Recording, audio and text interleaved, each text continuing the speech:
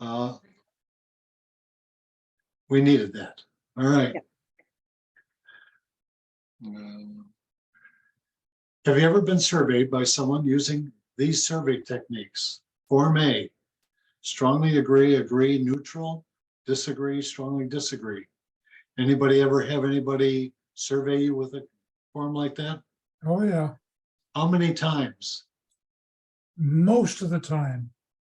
A lot, right? I mean, you could figure 10 times probably easily. Okay, Easily. form B, strongly agree, agree, disagree, strongly disagree. Did you haven't run into those? I usually have the neutral one in there, but I've had that one too. Okay. And then form C, strongly agree, strongly disagree, with 5 segments in between. Now, those are the most common. You may have others, but let me show you. Which of these psychological inventories would most likely provide you with statistically usable information? Form A, Form B, Form C, or are they all okay? Nice, simple question. What do you think? A, B, C, or D? Can I say the questions got me baffled because I'm saying that none of them, when I say statistically usable information. Okay, that's a viable response. Let me respond to that and say, actually statistically or allegedly statistically. Let's go with allegedly. Okay, I mean, I don't want to try to fight all night with this, but I will say that there is one answer up there that is correct. I'd say C. Anyone else? A B. I'll pick A. Well, initially, 2 of you are wrong. I'm sorry, I couldn't pass that up. Okay. Let's put it this way. Form A, it's nominal data. Do you know why it's nominal data? No. Do you know how nominal data is discerned? No, Categories, groups, etc.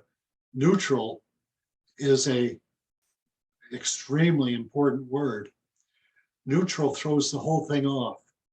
It's like putting an elephant in the middle of the room and tell people, did you notice anything? The elephant was there.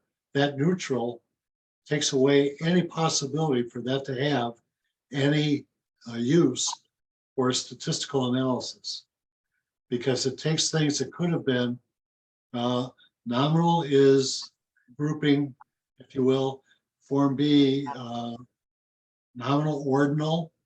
Now, ordinal is ranking. In fact, I can give you an easier way to look at it. Nominal, like ice cream flavors. You might have a favorite ice cream flavor. Somebody else might have something quite a bit different. Everybody has choices. Ordinal is ranking, first, second, third, fourth, etc. But have you ever seen a race where the first and second runners are within a breath of each other, and third place comes in a while back, and fourth place could be way back? That's the problem with nominal and ordinal, is that there's no fixed interval. Doggone, did I say that? Interval should infer, and should really, that's why I have a little asterisk, should infer equal interval. Because with that equal interval, we can measure it. If we don't have an equal interval, we can't. Ratio is the same as interval, but it has a true zero. Okay, so interval is equal interval, ratio is equal interval plus a true zero. A lot of research has 1 to 5, 1 to 10, but they don't have a zero. That still qualifies as interval, because 1 to 10 are equal interval. 1 to 10 are equal interval. I would go, if I were doing something like that, I would go 0 to 4 or never to always. Okay, let's go a little further. All right, therefore, only form C provides data that are interval in nature, which means that such data can be added, subtracted, multiplied, and or divided. That's critical. When someone threw that neutral in the nominal stuff, they destroyed the analysis. They destroyed the opportunity to get meaningful data. All right. Form A provides normal data. Form B provides ordinal data. And what about ratio data? Ratio data, ordinal, interval, nominal, ordinal, interval, and ratio, that true zero. What that means, as long as you got interval, you've got good data. But if you could have a zero, that's the best of all worlds. Very few studies have it where you do ratio data. All right. Parametric statistics. Before you move on, excuse me, can I Sure. ask a question? Can you give me an example of that? The ratio data, yeah. I will show you, I've got sheets on here that I'll go through and show you how that's done. Okay, all right. So no problem. So in other words, the answer to your question was C. That's correct. And Tom, you were correct. Very good. But don't get seasick on me now. Okay. Just wanted Parametric, to point that out to the other two. well, it was worth a point. Never mind. Okay. Parametric statistical procedures like t-tests, AOVs, analyses of covariance, etc., are all best used when you're dealing with interval or ratio types of data. And of course, the why is, this is so cool. They have interval. They have, in fact, the ratio has the interval plus a true zero, but they have the interval, and that interval is a thing that allows you to add, subtract, multiply, and divide. I get the biggest charge out of neutral because I've seen neutral in the middle of the group. I've seen neutral at one end. I've seen neutral at the other end. Wherever you put it, whatever number you assign to it is an invalid number. It's not representative of anything on that line. It throws everything off. Tom, does that make sense? Yes, Thank you. Non-parametrical or non-parametric statistical procedures like chi-square, point by zero correlation, Newman-Cools are all to use nominal and ordinal data. Why? Because they don't have, yes, what don't they have? don't have zero. The interval and the zero. They don't have either of those. And if you don't have the interval and you don't have the zero, non-parametric statistics are appropriate to be used. To do otherwise would be a violation of basic assumptions upon which parametric statistics are based. And parametric statistics are, we'll talk about this, it's a very powerful statistic, but it assumes equal interval. And I can tell you, I have seen dozens and dozens of researchers that walk in with the strongly agree, neutral, disagree, strongly disagree. And I sit there going, why? Because that disqualifies them from being able to use anything like analysis. They'll use analysis of variance, they'll use t-tests, but they're using them improperly. And I'll show you why in a little bit. Okay. One of the things, if your numbering system goes plus and minus, then zero is often assumed to be neutral. But how is that, is it figured that way in the equation? Does anybody figure neutral as a zero? I mean, have you ever seen neutral as a zero? I've seen some studies that assume that positive is toward whatever and negative is against, and therefore 0 would be neutral. Okay, the only other question that I would have is, how can you be assured that you have equal interval even if you have a 0? That would be very important to discern.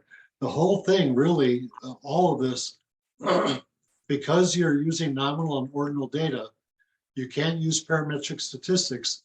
Therefore, you can't add, subtract, multiply, or divide. But interval and ratio data allow you to do all of those things. So whether you have a 0 that has positive and negative or not, if they can't demonstrate equal interval, then you're in trouble. Okay. Bottom line, if your data are interval or ratio, the more powerful parametric statistical procedures can be used. Otherwise, if your data are nominal or ordinal, non-parametric statistical procedures should be used instead. Now, notably, if parametric methods are employed on data that are nominal or ordinal, and what's going to happen? You're using a parametric stat on normal or not normal, but nominal or ordinal data. What's going to happen? Watch this. Consider this. Subject 1 selects 4 neutral responses. Now that's 3 points each.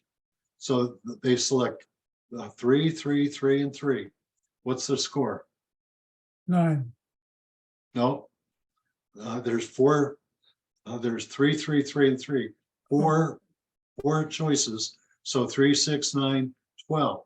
In contrast, subject number 2 selects 2 responses worth 2, agree, and 2 responses worth 4, disagree. What's their score? Same. The same. Does anybody see a problem? Yep. Absolutely. It doesn't give a true picture. It doesn't, it's not valid. It isn't giving you what you need. And Tom said that he's had lots of these surveys with the neutral in the middle. And I'm telling you, when they do that, they sacrifice the opportunity to use equal interval, because that neutral will not fit on that scale whatsoever. Any questions? Does that make sense? Now we're going to look at how we can do it better. Always use measurements that would come up with much more accurate and logical conclusions. And I have a few. Now you might find, anybody ever see this instrument? The personal attribute inventory. I created this back, well, about 1969. 1969, that's a long time ago. And I thought it was a great scale. I basically took the Go adjective checklist of 300 words, gave them to college students, had them indicate, is this a positive descriptor or a negative descriptor? I discerned 50 positive adjectives, 50 negative adjectives that are on the scale. Now you're asked to go through and check the 30 that best describe you. Okay, 30 adjectives that best describe you. Now, what kind of a score are we going to come up with? This is so cool, because the negative score is reciprocal of what? The positive. That's correct. Tom, you're doing great. And the positive score is reciprocal of The negative. the negative. So now I Cancel often counted only the negative because people are rarely negative. Okay. I mean, the average, if you're filling this out for yourself, what do you think the average score is on this checklist? 30 adjectives checked. What's the average score? Describing oneself. Numbering in the way you did. I counted the number of negative adjectives because people rarely went beyond 5 negative adjectives to describe themselves. Now, if you're describing your mother-in-law, another story. Okay? I'm What's sorry, that? would it also depend on how you look at yourself or how you feel about yourself, how you would score yourself? You put down whatever you put down, that's your perception. And what's so cool, are you ready for this? This is a great intake device when someone's coming in for counseling and you have them fill that out the first night, and you have them fill out this one too. What's the difference between the first one and the second one? The first one was as you are today. And the second one was, it should be, as you will be, as you ideally will be someday. Guess what I'm giving them the opportunity to do their first night of counseling? Figure out where they are, figure out where they want to go, and then we figure out what adjectives do they need to work on. So that 5 years from now, if in fact we get back together and they fill that same checklist out again, guess what we're going to be looking for? Those ones we keyed. Growth. You're gonna look for change.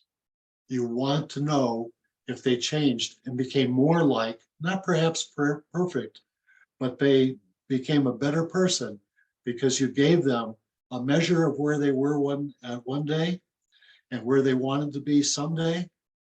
And you've demonstrated, and I love this to death, because by doing this for somebody, you have just built them a cabinet. You've just built them a table. You've just built them a bar.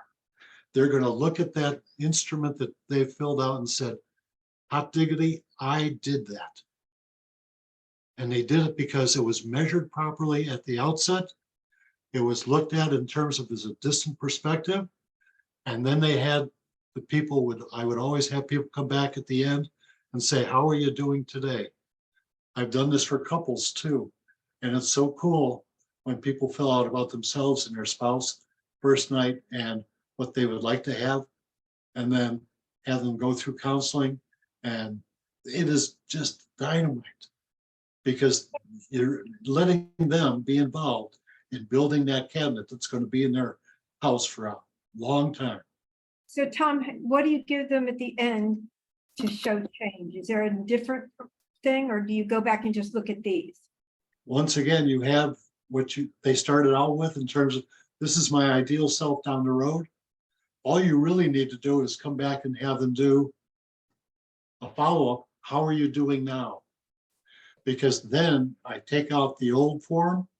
This is where you were, this is where you are, and this is where you wanted to be. Is that a cool? I think that is so cool. Because you've satisfied, that person feels 1,000,000 times better. And you've demonstrated to them validly through the personal attribute inventory. The attributes are distinct characters by themselves. I had people argue me down when I created this checklist because I didn't think it was ratio. But they always said, look, if someone checked no negative adjectives, that means 0, nada, never. They don't have any negative thoughts about themselves. They went through a 100-word list and they couldn't think of a negative one. Now, there are some people, the worst I've ever seen about somebody is 26 negative adjectives checked. That's a huge problem. I would not want to be living with that individual because that person hates that person, that other person's guts. 26 negative adjectives out of 30, huge alarm should be going off. Does that make sense? They're very depressed, I would say. A lot of things, but depressed could be one of them. Anxious, frustrated. Okay, another checklist. Now, this is one that my wife and I created, the rating of students' classroom-related behaviors. And this, I believe, is our greatest joy. We have 5 simple questions that can be asked of teachers. They could be asked of students. And they could, well, let's just go through and look at it. How often do you treat your teachers with respect? Never to always. How often Do you do your best to learn? Never to always. How often do you work cooperatively with others? Never to always. How often do you treat other students with respect? Never to always. How often are you happy at school? Never to always. 5 simple questions. And I can tell you who are the students that are the valedictorians. I can tell you who are the very best behaved students in class. Who are they? Ones that say always most of the time. Always. When they're over there, they have bought into the program and they're working hard, and you've got a measure, and so do they. You can even give them a copy of this. What I love to do is walk into a classroom after they fill these things out and say, I know you probably think that there's a problem in here if you were feeling badly about the class experience, but what happened when you checked never, never, never, never, never each time? What happened within you? You bought out of the program. You voted. Your attitude became locked on that form. You were not going to be a member of this class no matter what. By so doing, what happens to your receptivity in this class? How does everybody feel towards you? How do you feel toward them? What could you do in order to start turning this thing around? Do you like that? I love it, because they're their own worst enemy. They, by checking never, never, never, never, never, they have no cognitive dissonance for success in the classroom. In fact, they are dead set to destroy the teacher and the classroom. You've got, and I've gone in and talked to students about this and said, hey, you want to do that, but who are you hurting? You're only hurting yourself. Try to find things that you like and buoy yourself up by them, and pretty soon others will be joining in with you. I'll tell you right now, how often do you work cooperatively with others? If they move from never to midway, that's a heck of a gain. Pretty soon they'll be up at always. I had a lot of students that we did, and this is, we had 50,000 students in Wichita. And I worked with a lot of these students and their principals and teachers, and getting them turned on with regard to this information. They go from the bottom to the top in a semester. Can you imagine that? Why?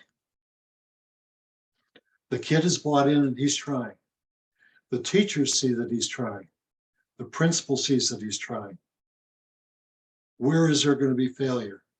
It's a mutual support system and a mutual admiration society. And I mean, I have seen principals absolutely ecstatic with the results, because the teachers were totally committed to the students once they saw the students making an attempt. Does that make sense? Oh, absolutely. Teachers love Okay. to have students that want to learn and want to do good in class.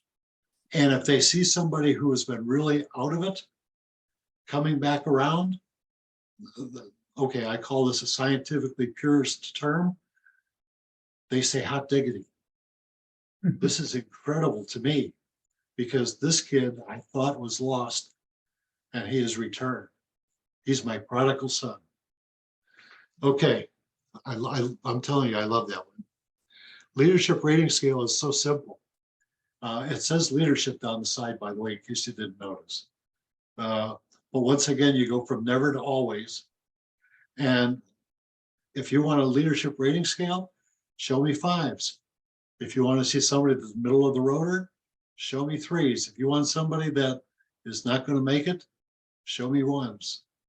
And they need to be educated as to what they're doing when if they don't think of themselves as likable, if they don't think of themselves as enthusiastic, as able-minded, as diligent. Are those important characteristics? They certainly are. And 1 to 5, never to always. If they're down in the 1s and the 2s, they're at the bottom of the barrel. If they're up to 4, 5s, they'll win. Go ahead. Okay, so you were talking about the 0 before. Why is there not a 0 on this leadership rating scale? Because I created that before I even thought about the 0 that much. I mean, 1 to 5 does the job. It creates Okay. an equal interval. The 0 is not necessary. And besides, I don't think anybody is a 0, to be honest. Well, you So- have number 1 as not at all or never, so, That's pretty poor. But I've right, seen kids that are not at all or never, but a 0, I don't know if I could actually go that far, but I don't want to argue against it because all I need is interval data. 1 to 5 will do. You don't need a 0, but if you want to put a 0 in, if you're a purist, no problem. I agree, a 0 would be good. But a 1 to 5 conveys the message. Where are you at? Is that where you want to be? Where do you want to be? What are you going to do to get there? Every one of these scales are intended to help the individual to progress. Next Okay. scale. Another one by my wife and me. Teacher connectedness survey. Did you show blank that you care for him or her? Never to always. Did you appreciate the good work done by blank? Never to always.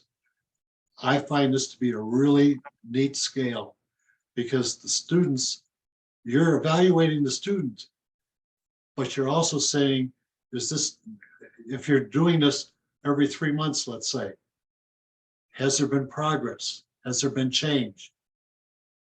Very important. And have you been looking for change? One of the biggest problems I find with regard to teachers, students often love their teachers incredibly. And teachers many times, especially in the earlier grades, don't like their students. They have to look for the positive and bring them up. If they're down toward never, what can you do? I'm serious. If they did these things, what would happen to the student?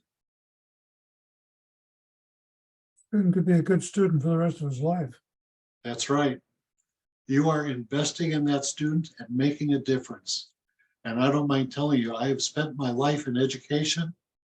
My one sole desire was to make a difference. And I would work with students. I've been blessed all my life. I would say to students, if you'd like to do research, I have an office next door. I'll meet you there. I'm there at 6 o'clock in the morning. Stop by and I'll help you with any kind of ideas that you'd like to do. And I've had as many as 30 presentations by students at conventions in one meeting because they were so excited once they got going. Interest is the key. If you show an interest in your students and your students show an interest in something that they really love, help them to achieve it, and you'll wind up, guess where? Mhm. In their all they want world. Mhm. They will put you in, and I'm serious, they will love you forever. Teachers often take a hit in the head for not caring, but I can tell you, I've met many teachers that absolutely, I'll share with you a story.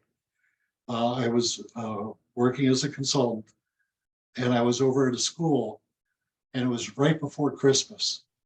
And the teachers all chipped in money to buy shirts for the kids that celebrated the school and their success at school and what have you. How excited were the kids? Oh, very excited. Well, they took the shirts and as they walked out the door, they tossed them in the garbage. Well, yeah, why? They didn't like the school. And you know what the teachers didn't figure out? That they didn't like the school. What could they have given those kids that would have worked better? Something that they would have liked. The golden rule is not all that it's made up to be. The platinum rule is so much better. You say the golden rule, do unto others as you have them do unto you. The platinum rule is much better. Do unto others as they would want done unto them. If those teachers had done that, they would have gotten the right gift and the students would have been happy. The gift that they gave them, they threw away. Guess what the teachers did next? Took the shirts out of the trash, took them home and gave them to the grandkids for Christmas. I consider that a tragic story. But nevertheless, teachers were trying. They just hadn't identified what was it that these kids really wanted so that we could make that the reward that they received. Okay, Tom, I have a Vicky question. has a question. Vicky has a question. okay, Is it okay to ask? I mean, I don't want to of interrupt. course, no Okay, problem. so on the teacher connectedness survey, I was looking at it and reading through all this. And I was thinking to myself, if I made one for each student, and I was completely honest with how I answered this per student, I would probably find out something about myself and how I feel towards certain people. And I'd probably, go ahead. And you'd also ask yourself, what could you change about what you're doing to make it even better with that student? Right, because You're I mean, right. I work with a lot of adults, men who have battered, domestic violence, strangulation, so on and so forth. And I find myself, when I was reading this, I put one particular person's name in here to see how I would answer it versus someone in the group that is very, very easy to deal with and very teachable. And I found I was answering differently. And I need that. I need that check and balance. So I'm not showing it in the classroom. What you need is this checklist Yes. for you to take 1 or 2 or 3 times a year to see if you are as, I love to teach, but I love the check. And you have to understand, I did not get into teaching for measurements. I didn't even know I was going to get into teaching. They asked me if I wanted to teach when I was at my doctoral program. And I said, no. And then the department chair said, did you want to eat? I said, are you saying if I don't teach, I don't eat? And he said, this is my department chair, Marty Mayer. And he said, Tom, sometimes you're just crackerjack. And I thought that was kind of cute. And so I walked into the classroom. I found that I loved it incredibly. And the only thing that I kept in my mind the whole time when I started teaching it as a graduate assistant and until I retired, am I making a difference in that student's life? Can I help them to do better? That's what these checklists are about. Any other questions? No. Please use it as often as you like and know that your students will thank you for it. Okay. While it's not imperative that you do these things, what is often the best thing to do at the beginning of research projects?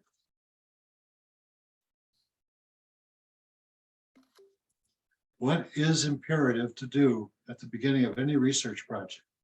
The next line says, and I'm going to have to open the door in just a minute.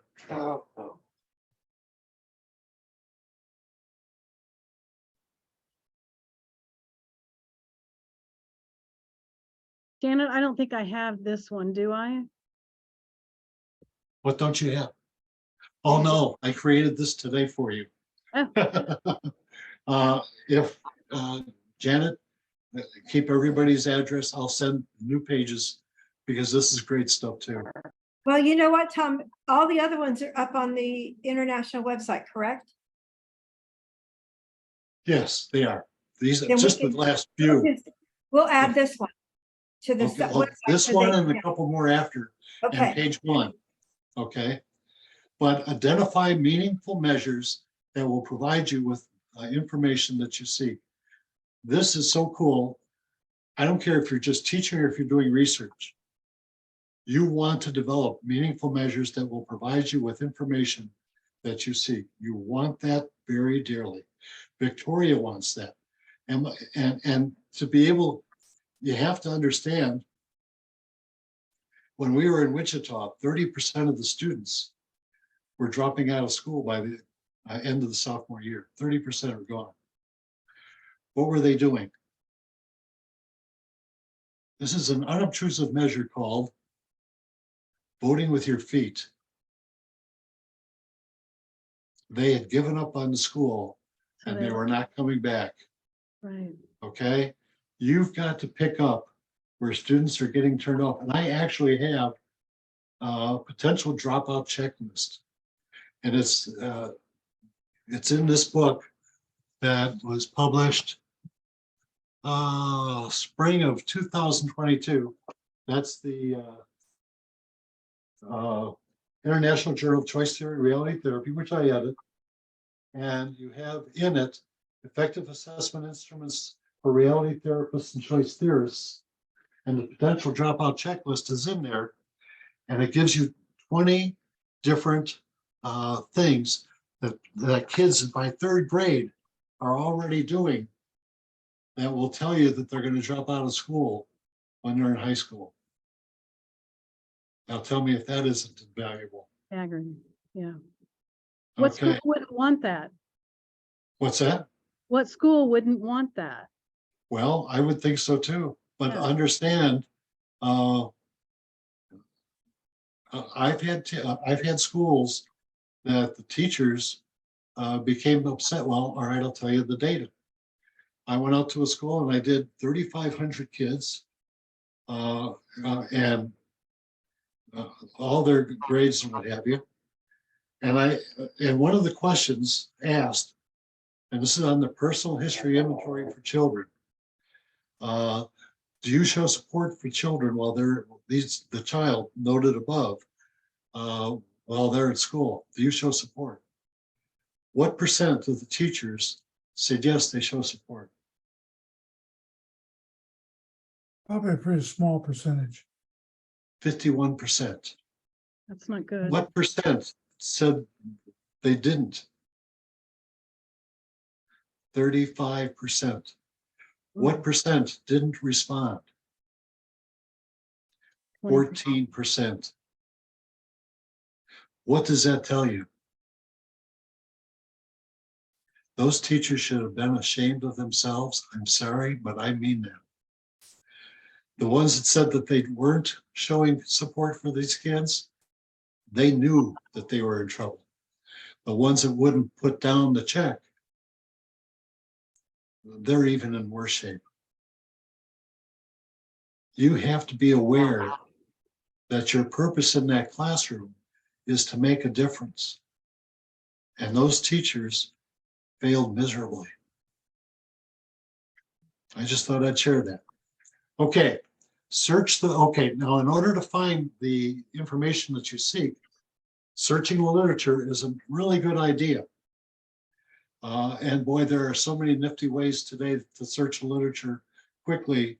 It's incredible. In fact, I can show you some, and I might before the night's out. I could do that in the summer's meeting though.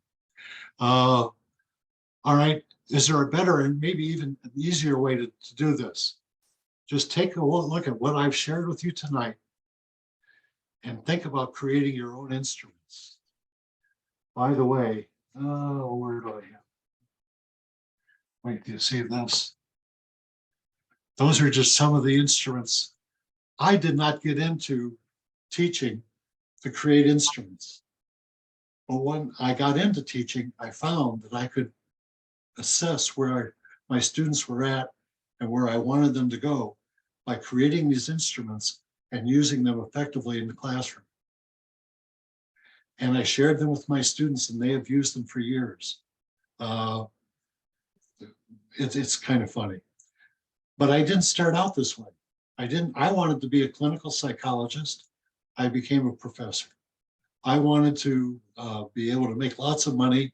I made lots of friends.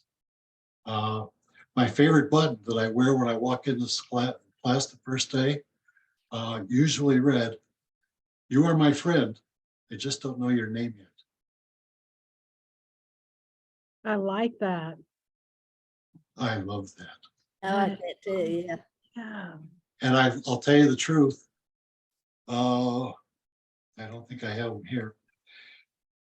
I created 1,350 buttons, 1,350 buttons. And for Christmas, for Valentine's Day, etc., I gave out to 350 students in a semester. 350 students to all of my buttons, 350 buttons to all my students.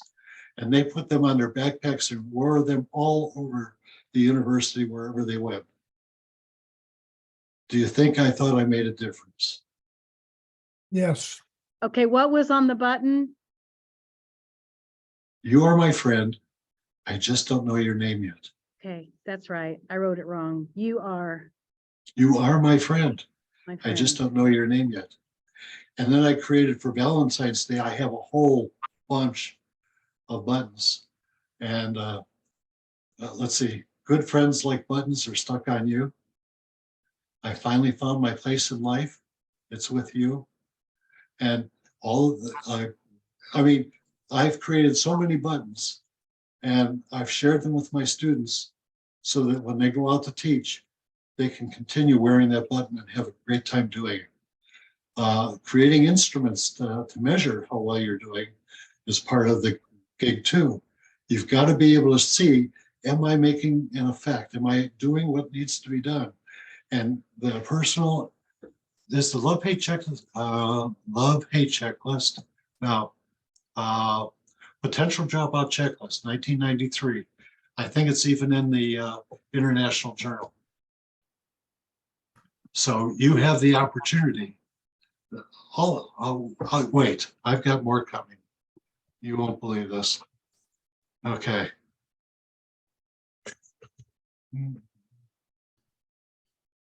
There we go. Now understand. Let's see, in this, no, spring 2022. Yes, this is it. Okay, you can go to the International Journal on page 25. And all of the instruments that I have created are in the journal, all of the instruments. They're also on the website, Tom. There are more, well, these are almost all interval or ratio only. I don't think I put any nominal or ordinal in here. So these are only the top of the line. And if you look at them, you'll find some really neat things that you'll be able to use to help your students. And I think that's really great. To find this journal, now Janice just said, they're on the website. You know where the website is, right? Everybody know this? www.wglasserinternational.org/journals. Yes. That's where oh, by the way, I don't have to go very far to get to my journals because they're right up there. Yeah. All of my journals are on that top shelf. And if I want, and I know where every article is and what have you, and I love using it because I really feel that that journal is the key to teaching the world choice theory. I really believe that that journal is the key. Now, understand, every one of you can go to the journal, the International Journal of Choice Theory and Reality Therapy, 24 hours a day, and because it's on your own computer. And you can take a few minutes a month and see if there's anything that really grabs your interest. And boy, there should be. But understand, if you've gone through all the stuff that we've done on the journal the last 13 years, we even have a way to get to the journals that are out previous to that.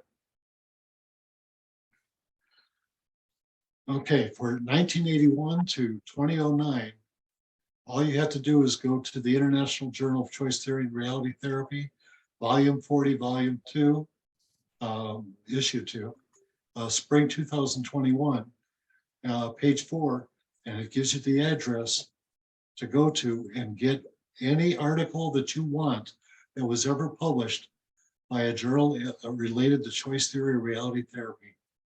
Can you imagine that? Did you know that? It is an opportunity. You actually go to msutexas.edu, academics education, journal reality index PHP, and you put in your request for what you want, the article that you're looking for. and they copy it off for you and they mail it to you. And if you don't get any, I'm gonna hate myself for saying this, but if you don't get a response, you see the shelf over here that says the Art of Writing publication. Behind that are all of the internet, all of the reality therapy journals from 1981 to 1996, and then 1996 to 2009. I have every journal that was ever published. And if you can't find a journal anywhere, I will provide you a copy. Now, you can't beat that one, Tom. No, you can't. Very generous. Any questions? No, And I think, oh my dear, I went overtime. I'm sorry. I thought I was right on time. But I hope you've enjoyed You are the doing, you're doing fine. You can keep on. evening. No, right, we have a few more minutes. Ask me questions. So Everything I've done is a life's work. My love. I have loved everything I've done. And if I can share with you and share my love for what I've done with you, you're my friend. You know the rest. I really am very thankful about the information on the nominal, ordinal, and interval and ratio. I really appreciate that. That was very helpful. And now when I can look at things a little differently. I think it's really important for us now because I just got something in the mail the other day, maybe 2 days ago, to rate, just like you had it there and had the in the center, and it Neutral, devalues it. no answer. Yeah, I mean, so I'm they come very up with happy about crazy that. things. So now I think I can look forward to creating something that's more meaningful. I really appreciate that, Tom. Also, all those the research that you do not have on the website, is there a way we can put that up? Because what I looked at when I saw what you had up there, I work mainly with adults. I don't work with kids, but I could see, just like Vicky said, we could exchange, the teacher focus to be spouse focused, let's say, or our counselor focus. What can I do to help you move from where you are to where you want to be? What is it? And also, I had a question. Everything, the research shows that relationships are the most important thing we can do to help people change their behaviors from where they are to where they want to be, building a good, solid relationship. But do you think that that's easy or difficult for the faculty to do these days? Okay, thank you for your question. I said the same thing to Bill Glasser when I was finishing up my final intensive week, because he asked me a question that I've been studying for years. And you have to understand, you love the people you're dealing with, but do you understand that your responsibility is to help them to love themselves? That's my responsibility. When I look at students, I say, how can I help him to love himself? Because one of the things that he has going, this individual, and I had a student, and I may have told this story before, I've told it many times, but it's a precious story. His name was Jack. I won't give you the real name. He was a pain in the proverbial, the only proverbial pain I had in 44 years of teaching. He was walking down the hall one day, and if you've heard this story before, it's not going to be any different. I said, Jack, wait a minute, we need to talk. He said, sure, Dr. Parrish, what do you need? Now, he was a joker and a clown and what have you in class. And I said, Jack, I want to tell you all the things that you're doing right that I just love, and I'm sure will help you be very successful someday. But I won't do that unless you let me tell you about the things that you're doing that you're destroying yourself. Can I tell you? And I started out with the things that he was very good at, and I made sure he knew that I really appreciated him. But then I pointed out the things that he was doing that was killing himself. And he changed immediately. I mean, we're talking grease lightning. He was a different student in the next day of class. I could tell you more about it. He even traveled with me to Russia. Wow. It was pretty incredible. And whenever I write a letter of recommendation for him, I always say I used to think I was 40,000, but I think I only taught 30,000. Of the 30,000 students that I taught, he is by far the most improved student that I ever had. And I got to tell you, that letter has helped him to get some of the best jobs you could possibly imagine. Hey, Tom, can you share one piece of advice that you gave him that helped him to improve? Well, once again, stop showboating, stop showing off, and start the information that I just shared with you. Help people to like themselves. Don't try to be the star. Try to be somebody who's going to put water on their other people's petals. Because people, I'll tell you, in the last 4 years, 7 years, the last 7 years of my teaching, I taught purely undergraduate students, and I got them involved in research. And I only did that for about 4 years, and they had 199 presentations and 40 publications in 4 years. These are undergraduate students. Wow. Undergraduate students. And people would say to me at professional meetings where they were presenting, how did I do that? I said, I just listened to what they wanted to do, and I showed them how to do it. Interest. The interest of a student is so important, because my younger brother, who just passed away last Saturday, when he was a kid, he was not a very good reader, and they pulverized him. They just were brutal. And I actually went to one of the teachers and said, couldn't you offer him something that he would really enjoy? He loves the Civil War. He can't put those books down. They're books. Help him to choose books that he's going to enjoy, and he'll come around a lot faster. I don't think she ever made the effort, but nevertheless, I made the effort. That's what I do. Thanks, Tom. Any other questions? That, by the way, was, well, years and years ago. The one thing I keep in mind, how can I help this individual to like himself or herself? And if you spend your time doing that, it's time well spent. Thank you, Tom. I have a question of, are you going to present at our conferences any of this information? Wasn't planning on. So Vicky, we talked about doing something in St. Louis with research. Remember, we were doing a St. Louis. What about Tom doing something like this? Similar. This would be a good presentation.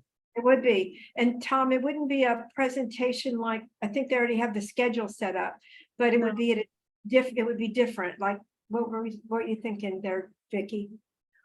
It's not, our schedule isn't solidified yet. So I'm right in the middle of finishing that up, so we can definitely add. I don't know if it's something, and Steve Tracy might want to chime in on this. I don't know if this is something that we should show to everyone. So even if you're not interested in research, at least you know what the research committee is doing. What we're talking about now, I gave you two parts. Mhm. One is about research and one is about effective relationships. I love it. I love it. And I've got to be very honest. I have 1,350 buttons that I could bring to the, I mean, I really could. We would have a Okay. ball with them. Let me tell you a cute story. Now, I'm a Latter-day Saint, and they asked me to help the church out by sitting in at a meeting and handing out pamphlets. And I got there and I saw what they were handing out. And I go, they're not going to pick these things up off the table. I went out to my car and I have another probably 300 buttons made for the church. I call them heavenly hints. And I brought those buttons in and I put them down and I put numbers on each of them. And as people went by, I had them fill out a piece of paper with name, address, phone number, and email address. And choose the button that you want, and I'll have it hand delivered to you. I was there one day and 450 people signed up for buttons. Can you imagine that? That's amazing. I love it. Well, Vicky, I do think that it would be good to share this kind of information at the conference, as you said, even for people who are not planning to get into research themselves, but to understand that important aspect of our work. And also, some of you may know, Vicky and I are working on what we're calling a growth and sustainability plan for the GIFT organization, in the belief that we need to pursue some serious philanthropic dollars and boost our organization to a higher level if we're going to reach more people and sustain the work that Dr. Glasser has bequeathed to us. And an important part of that is going to be presenting evidence to prospective backers as to why our method is effective. And so for both of those reasons, I think this would be a worthy topic, Tom. I would say, actually had the opportunity. I actually fundraised at the university while I was teaching as well. And I went into the foundation and I said, here's what we ought to do. I've created 100 buttons for Kansas State University, created K-State, the Princeton of the Prairie, K-State, the Harvard of the Heartland. I mean, I create buttons. At any rate, in fact, they used to call me Brother Buttons. But the thing is that these buttons, I offered to provide them to the university if they would go down to the state fair. And while people were coming through, they would fill out a form, name, address, phone number, email address, etc., and then pick the button that you want, and you will get that button as a gift from Kansas State University. There will be 2 or 3 prizes. The first prize was a trip for 2 to Hawaii. That was nice. And the second place prize was his and her matching jackets. And the university threw it out, said it was too aggressive. And I'm going, okay. It would have been an idea that would have made them millions. And they threw it under the bus. And I felt that because I was willing to put the money up on the buttons, and they were not willing to do that. Too aggressive. And that type of, all they had to do is check. This is, I'd like to give money to this college. I'd like to do this as a gift when I die. I mean, I have a $25,000 scholarship put in my name at K-State. And I think, and I've gotten lots of other people to sign up. Why couldn't we do it this way? They wouldn't do it. But understand, you create positiveness. We need more positivism. We need people to be smiling and not complaining and helping each other, not hurting each other. That's all that I can say. Hey, Well, that's a Steve, good thing. yeah, Steve Tracy. Yeah, Um, yes, and I turned my camera off because I'm having connection Okay. problems. So anyway, I can hear you though. That's all right. I wanted to share that we probably need to call Tom Parrish and ask him to be part of the marketing campaign to help us with the that part of it. Don't tell him that I mentioned it to you. Will you give him a call sometime? Okay, I'll keep that to myself. Well, I thank everybody for coming, and I feel like this has been really a very I loved good, it. very good talk. Thank you, Tom. Especially it was a learning talk, and that's exactly what symposium, research is supposed to be, and I appreciate that. The next meeting we have for research will be April 28th, and then our last meeting of the year will be May 26th, and then we're going to meet in St. Louis. So there you go. So we'll see everybody there. Hopefully we'll have the pre-conference topic. We're going to be talking about that and kind of seeing what that is going to look like for WGI International in the 2024. And I think, Dr. Tom, you will probably be making a presentation of a sort in St. Louis. So I'm excited about that. And Vic Just and let me Laura- know what you want me to do. Yep, Please, yep. let me know. Laura Frey is going to be doing a presentation, Mike Fulkerson, Steve Hammond, and Robert Wobelding. I'm really stoked about, because these are all people from the research committee. And that really says that we're involved and we're doing stuff, and that makes me feel good and very proud. And I hope we can constantly be a part of invigorating WGI in every sense of the word. Anybody else have anything? I just want to mention that the schedule isn't solidified yet. And so if we Okay. can add the research committee in, and I'll be talking to Brian today or tomorrow, tonight or tomorrow, hopefully, to get his input of where we could place that. So if you have like a day you need to be, that you will be there and you want the research committee to present, let me know what day it is so we can move things around. Okay. We posted the presentations in alphabetical order only because people were asking who is going to be presenting, and we didn't want to wait any longer. The only change on that is Lynn Samita just withdrew her presentations yesterday due to logistics. Something happened on their end that they can't come. So If you need me to do anything, you let me know and I'll be glad to do it. I love the Tom, button idea. coming. I love the button. You just expect it. I'll be in touch with you. I've got another one I'll share with you. I love this. Okay. My wife and I have been primary teachers, Sunday school teachers for the last 8 years. And January 1st, we begin a new class, new students and what have you. And I do my very best to write a poem for each of the kids Oh, before the second class meeting, so that they have something special to remember the class by. Help people to like themselves. I love that. Relationships. Really. For doing That's this. what we're about. Thank you, Tom. Okay. All right, so see everyone later. Thank you again for joining, and have a great Thank day. you. Thank you, Thanks, Tom. everybody. See Good you, night. Laura. Bye. Thank Thank you. you. Bye-bye. Bye-bye. Bye-bye.